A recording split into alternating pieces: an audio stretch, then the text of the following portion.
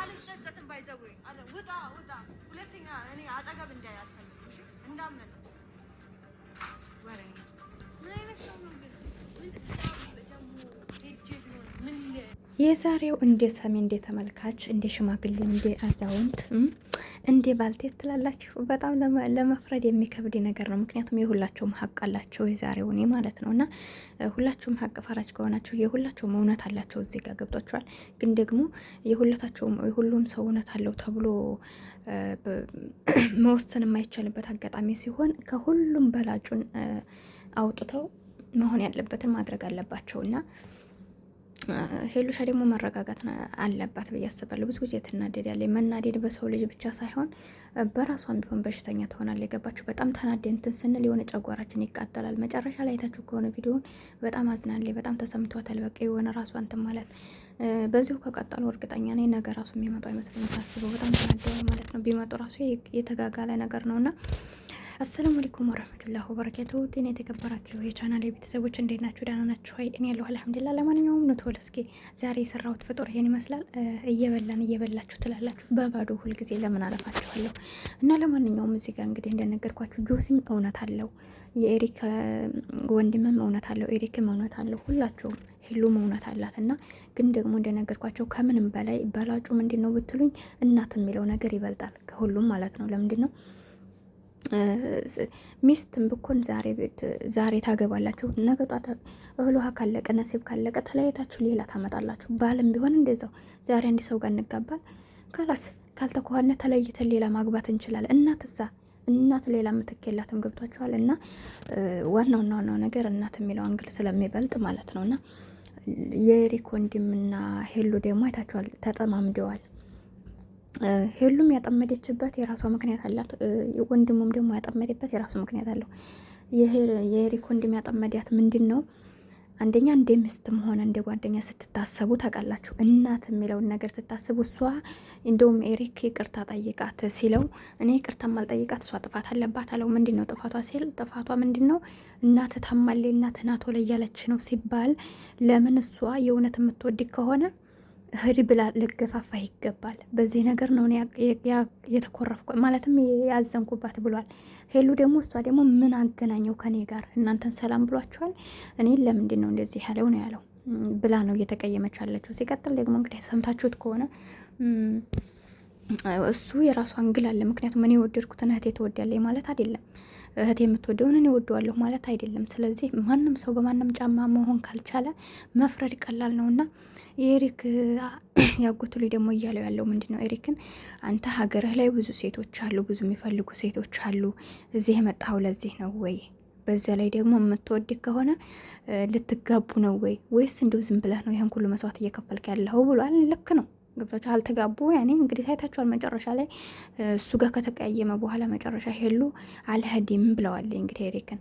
እሱ ደግሞ አልሄድም ያለችበትን ምክንያት ለምን አልሄድም ማለች ብዬ አለልም። ምክንያቱም እኔም በሆነ አሁን እዚህ ጋር የእሱ ቤተሰብ ጋር እየተጣላሁኝ ከእሱ ቤተሰብ ወይ ቤት እሄድ ያለሁ ብዬ አላስብም። ይከብድ ያልገባችሁ እንኳን እዚህ በቋንቋ ማታውቃቸውን በዚያ ላይ የሰው ሀገር ነውና እኔ በሁሉም መፍረድ አልችልም። ነገር ግን ከመሀል ላይ እያሳዘነኝ ማን ነው? ኤሪክ ነው። ኤሪክ እንግዲህ አይታችኋል። እናቱ እዛዝናበታለይ ያጎቱ ሊሱን ሊወስድ መጥቶ እንደዛ ሊጣሉም ነበረ። ታላቅ ወንድምህ ነኝ አክብረኝ፣ ቅድሚያ ለእናት መስጠት አለብህ እያለ እየጨቀጨቀው ነው። ሲቀጥል ደግሞ ትናንትና እነሱ ጋር ተጣልቶ የኤሪክ ወንድም ወጥቶ ሲሄድ አይተሃል፣ ለሀገሩ አዲስ ነኝ፣ መግቢያ መውጫውን አላቅም፣ ግን ደግሞ እኔን የት ነህ ብለህ ከመጠየቅ ይልቅ እሷ ጋር ነው የተቀመጥከውና በዚህ ልክ ነው ወይ እያለው ነበር። ስለዚህ ያው ሁላቸውም እንግዲህ እዚህ ጋር ስታስቡት ልክ ነገር አላቸው።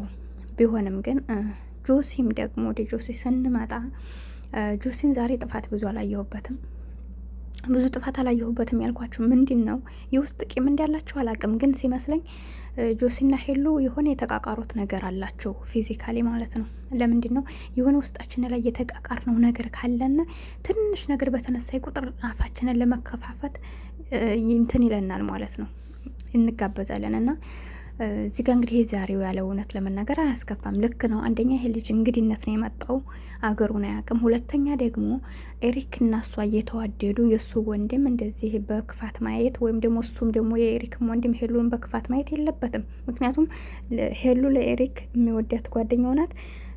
የኤሪክ ያጎቱ ልጅ ነው ደግሞ። ስለዚህ ሁለታቸውም ወንድምየውም ሄሉም ቢሆኑ እንትናቸውን መታገስ አለባቸው። የሆነ ብጠላው እንኳ ቢጠላት እንኳ እንደዚህ ገሃድ የወጣ ነገር መሆን የለበትም። ገብቷቸዋል። እንደዚያ ስለሆነ እንግዲህ ጆሲን ደግሞ ይህ ልጅ ትናንት ነው የመጣው። በዛ ላይ ደግሞ እየተናገረ ያለው እኔ እናቴን በጣም እወዳለሁ ብሏል። እንግዲህ ጆሴ ማንኛችንም እናቱን የሚጠላ የለም። ቢሆንም ደግሞ ቦታ የሚሰጥና ቦታ የማይሰጥ አንድ አይደለም። ገባችሁ? የእናትን ፍቅር ስታውቁት፣ የእናትን ሁኔታ ስታውቁት፣ በጣም በእናቱ እጅ ያደገ የእናትን ሁኔታ ያወቀና እንደው ዝም ብላችሁ እናት ብቻ ስለሆነ አብራችሁ ተንከባክባ ካላሳደገቻችሁ እናንተ ከተወለዳችሁ ጀምራችሁ ሌላ ቦታ ከሆነ እየፈጋችሁ ያደጋችሁት ምናልባት የእናት ፍቅር ብዙ ላይ ገባችሁ ይችላል። ለምንድን ነው እሷ አላሳደገቻችሁም? በክፉ በደስታችሁ ከጎናችሁ ስላልሆነች ያን ያክል ትኩረት የማንሰጥ ሰዎች ስላለን፣ ጆሲ ደግሞ እውነቱን ነው እንዳለው ለእናቱ ክብር ስላለው ይሆናል እንደዛ ሲታገል የነበረው። አዩ ሀቅ ነው እያላችሁ ነው እና ሀቅ ነው እያለ ነው። ለማንኛውም ጆሲና ሄሉን በዚህ ልክ እንደዚህ እንዲጣሉና ተከፋፍተው እንዲነጋገሩ አልፈልግም። ምክንያቱም እነሱ እንግዲህ ታውቃላችሁ ጆሲም ቆይቷል እንግዲህ ከዓመት በላይ ሊሆናቸው ነው። የርቀት ጓደኛሞች ናቸው። ጓደኛዋ ነው ከጎኗ ይሆናል ወንዶች ጋር ሆና እነሱ ጋር በተጣሉ ቁጥር እኔ ጆሲን አይዋለሁኝ። ወላሂ ወንድሟ መጥቶ ራሱ ሳለ ባለፈው ያው ስራ እየሰሩ ቢሆንም ግንኙነታቸውም ለስራም ቢሆን እኮ ሰው ያስፈልጋቸዋል። አሁን ሄሉ ጆሲና ኤንዲ ጋብራ ቡድ የሆነችበት ምክንያት እነሱ በእህትና ወንድም ንጹህ ጓደኞቿ ስለሆኑ እንጂ እንደ ሌላ ሰው የሚተናኮሏት ቢሆኑ እነሱ ጋር ቀርብም ነበርና እንደዚህ አይነት ሰውን ደግሞ መከፋፋት የለባቸውም። ገብቷቸዋል። ዛሬ ምናልባት የተቃቀሩበት ነገር ሊኖር ይችላል፣ ግን ቢሆንም ትናንት ያሳለፋችሁትን መልካም ነገር መረሳሳት የለባችሁም እና ሄሉም ልትታገስ ይገባታል። በዛ ላይ ደግሞ አሁን ብዙ ሰው እንግዲህ ኮመንት ላይ እያየሁ ነበር፣ ተረጋጊ፣ ለሰው ክብር የለሽም እያሏት ነው። እና እንግዲህ ተፈጥሯ ሊሆን ይችላል፣ ምንም ማድረግ አይቻልም። ግን ደግሞ አንዳንድ ጊዜ ህፃን ልጅ እየሆና እናህዲም ከፍ እያልን የምንበስለው ነገር አለ። እኔም አሁን በጣም እቆጣለሁ። የሚገርማቸው ነገር የሆነ ነገር በተለይ በህይወቴ ውስጥ እንደዚህ ልክ እንደ ሄሉ አሁን በህይወቴ ላይ እኔ ወስናለሁ እያልኩኝ ሌላ ሰው መጥቶ ጣልቃ ሲገቡብኝ በጣም እናድጃለሁኝ። በተለይ በፊት አካባቢ ማለት ነው። አሁን ግን ምናልባት እውነታ ካላቸው እያስተዋልኩ ነው። እና ስለዚህ እንደዚህ አይነት ነገሮች ላይ አንደኛ ለስማችንም ጥሩ አይደለም፣ ሁለተኛ ደግሞ እውነትም ደግሞ ቆም ብለን ስናስብ እውነታ ሊኖራቸው ይችላል። እና ጆሲ አሁን እሷ ያኔ በክፋት ታይቷት ነው እንጂ ብዙ ክፋት የለውም ጆሲ ዛሬ የተናገረው። እንዳልኳችሁ ልጁ እንግዲያ ስለሆነ ነው። ሁለተኛ ደግሞ እናቱን ከእናት በላይ ነፋስ ነው። አብረሽው መከጅ ከሆነ አብራችሁ ሂዱ፣ አብረሽ መሄድ ካልሻልች ደግሞ ሁለታችሁ ሂዱ ብሏል። ሁላችንም የምንለው ይሄን ነው። ሄሉ ደግሞ አይታችኋታል፣ አልሄድም ብለዋል የመጨረሻ ላይ።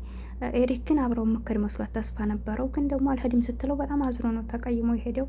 እሷም እንግዲህ አዝና ነው ቁጭ ያለችው። ለማንኛውም ሰላሙን ያምጣላት። እናንተስ ምን ትላላችሁ? እስኪ ሀሳባችሁን ኮመንት ላይ ያስቀምጡልኝ። ቻናሌ ላይክ ሰብ አድርጎ አብሬያችሁ ነበርኩት። ይሁነኝ ስህተት ካለብኝ አርሙኝ። አሰላሙ አለይኩም።